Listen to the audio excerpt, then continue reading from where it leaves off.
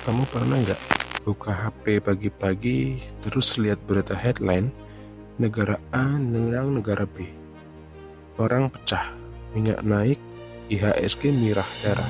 Waduh, langsung mikir nih, investasi gue gimana nih? Bel aja semua, apa nambah? Atau kabur ke gunung? Tenang-tenang, kita bahas bareng ya.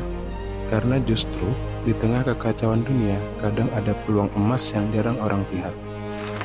Aku ingat banget waktu awal-awal Rusia nyerang Ukraina. Saham global langsung jatuh, IHSG goyang. Tapi anehnya, gak semua orang panik. Ada juga yang kalem, malah senyum-senyum. Ternyata mereka bukan gila, karena ngerti konflik itu bikin pasar panik. Iya, tapi selalu ada sektor yang justru naik, seperti energi, emas, dan pertahanan. Bahkan ada teman gua, dia nyimpen duit di saham batubara pas lagi anjlok. 2 bulan kemudian naiknya kayak roket. Dari situ aku mikir, ternyata kalau kita ngerti polanya, perang pun bisa jadi peluang. Gila sih, tapi masuk akal. Jadi gini, perang itu bikin ketidakpastian, dan pasar tuh paling gak suka yang gak pasti. Investor langsung mikir, gimana kalau pasokan minyak terganggu? Gimana kalau suku bunga naik? Gimana kalau investor asing kabur dari negara berkembang kayak Indonesia?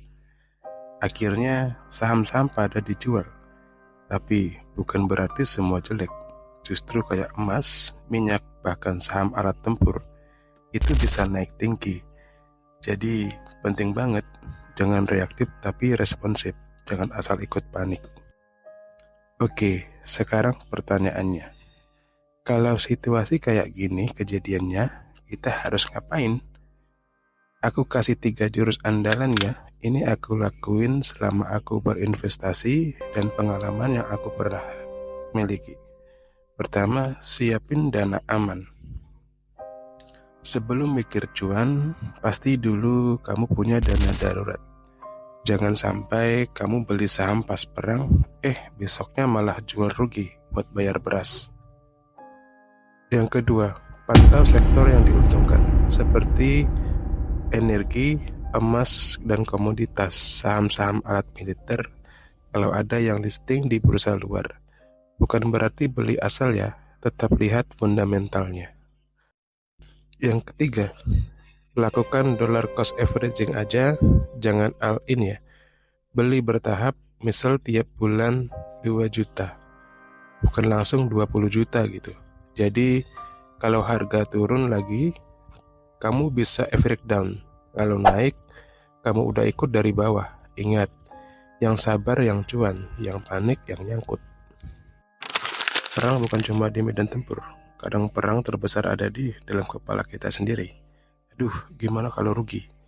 Gua takut kayak 1998. Mending tarik aja semua deh. Tapi justru yang tenang, yang menang.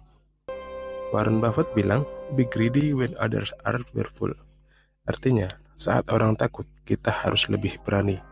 Tapi beraninya bukan nekat, ya berani karena kita paham resikonya dan tahu peluangnya di mana.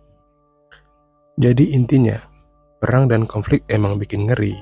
Tapi kalau kita punya strategi, punya rencana, dan kepala dingin, kita masih bisa jalan terus kok. Dunia boleh ribut, tapi cuan nggak harus berhenti. Kalau kamu punya strategi sendiri, waktu pasar panik, coba share di kolom komentar ya.